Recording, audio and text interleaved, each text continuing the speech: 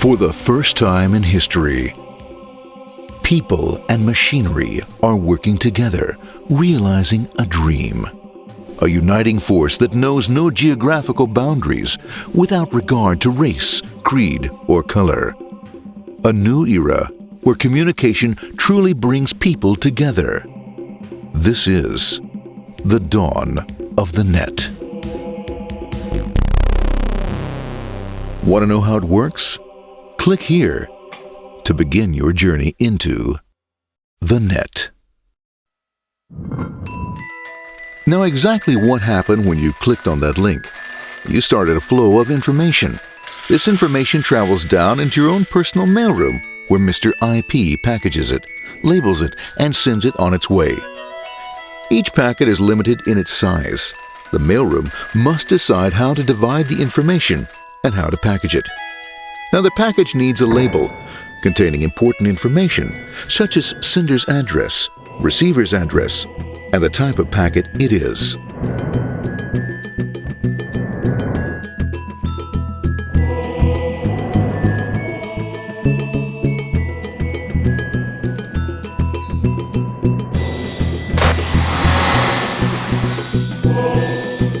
Because this particular packet is going out onto the internet, it also gets an address for the proxy server, which has a special function, as we'll see later.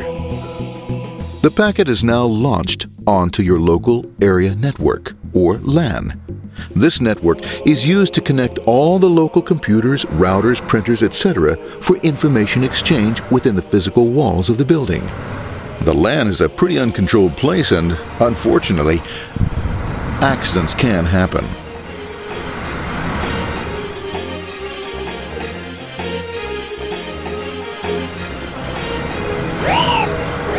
The highway of the LAN is packed with all types of information. These are IP packets, Novell packets, Apple Talk packets. They're going against traffic, as usual. The local router reads the address and, if necessary, lifts the packet onto another network. The router, a symbol of control in a seemingly disorganized world. Whoops, sorry about that. Let's go with this one here, this one here. This one goes here, this one goes here. I don't like this one. Let's go with this one. Let's go here. A little bit this left. Let's go with this one here. Another channel here. Let's put that one here. Another one there. Let's put that one here. There he is, systematic, uncaring, methodical, conservative, and sometimes not quite up to speed. Sorry. But at least he is exact, for the most part. That's the one that was there. That one was there. That one was there. And this one was there. Oh, another one that was there. That was there. He's behind me. Let's go there. That was there. He was there. Oh, let's put that one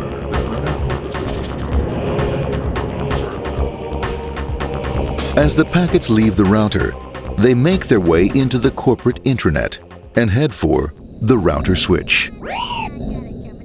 A bit more efficient than the router switch plays fast and loose with IP packets, deftly routing them along their way. A digital pinball wizard, if you will. Here we go. Here comes another one. And it's another. Watch this, Mom. Here goes. Whoop, around the back. Hey, in there. Over the left, over the right, over the left, over the right. You got it. Here it comes. Right down. He shoots. He scores. It's going. Hey, wait. Hey, watch out. Here comes another one. Oh, here we go. And it's gone. As packets arrive at their destination, they're picked up by the network interface, ready to be sent to the next level. In this case, the proxy. The proxy is used by many companies as sort of a middleman in order to lessen the load on their internet connection, and for security reasons as well. As you can see, the packets are all of various sizes, depending upon their content.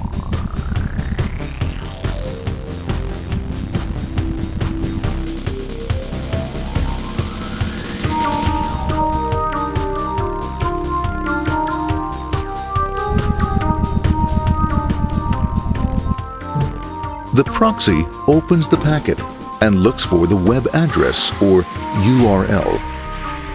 Depending upon whether the address is acceptable, the packet is sent onto the internet.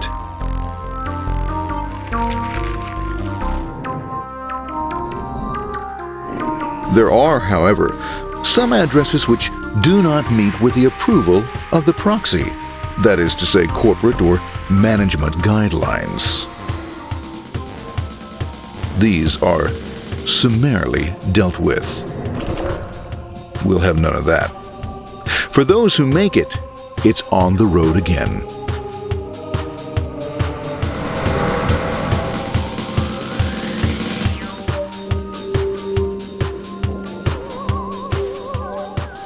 Next up, the firewall. The corporate firewall serves two purposes. It prevents some rather nasty things from the internet from coming into the intranet, and it can also prevent sensitive corporate information from being sent out onto the internet. Once through the firewall, a router picks up the packet and places it onto a much narrower road, or bandwidth, as we say. Obviously, the road is not broad enough to take them all.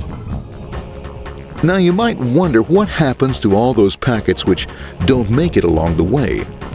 Well, when Mr. IP doesn't receive an acknowledgement that a packet has been received in due time, he simply sends a replacement packet. We are now ready to enter the world of the Internet. A spider web of interconnected networks which span our entire globe. Here, routers and switches establish links between networks.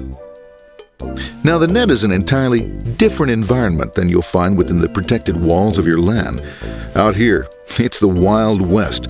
Plenty of space, plenty of opportunities, plenty of things to explore and places to go. Thanks to very little control and regulation, new ideas find fertile soil to push the envelope of their possibilities. But because of this freedom, certain dangers also lurk. You'll never know when you'll meet the dreaded ping of death. A special version of a normal request ping, which some idiot thought up to mess up unsuspecting hosts.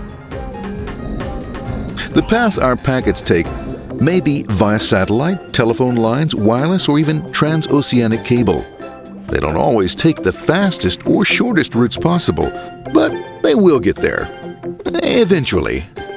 Maybe that's why it's sometimes called the worldwide wait.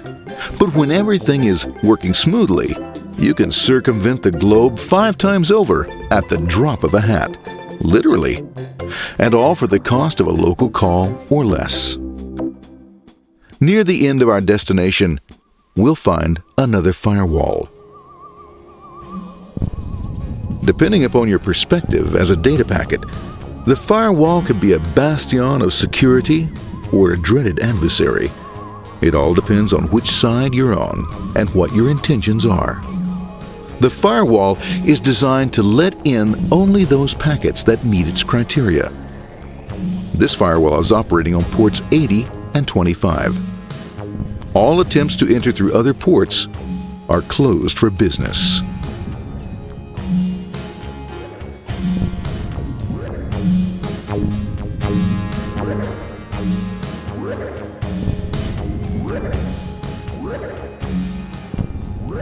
Port 25 is used for mail packets,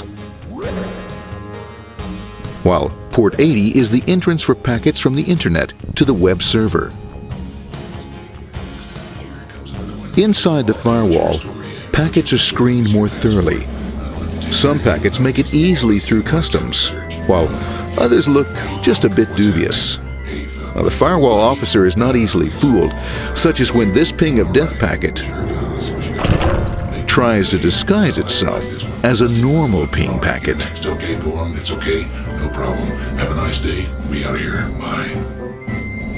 For those packets lucky enough to make it this far, the journey is almost over. It's just a lineup on the interface to be taken up into the web server. Nowadays, a web server can run on many things, from a mainframe to a webcam to the computer on your desk, or why not your refrigerator? With a proper setup, you can find out if you have the makings for chicken cacciatore or if you have to go shopping. Remember, this is the dawn of the net. Almost anything's possible. One by one, the packets are received, opened, and unpacked. The information they contain, that is, your request for information, is sent on to the web server application.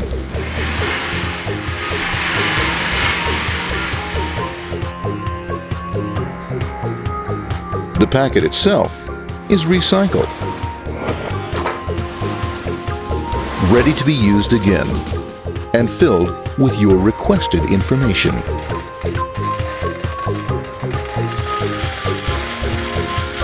Addressed and sent out on its way back to you. Back past the firewall, routers, and on through to the internet. Back through your corporate firewall.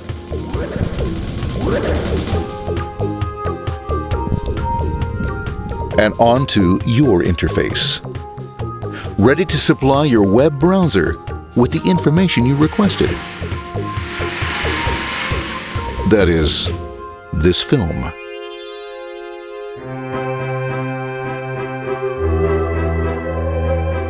Pleased with their efforts and trusting in a better world, our trusty data packets ride off blissfully into the sunset of another day, knowing fully they have served their masters well.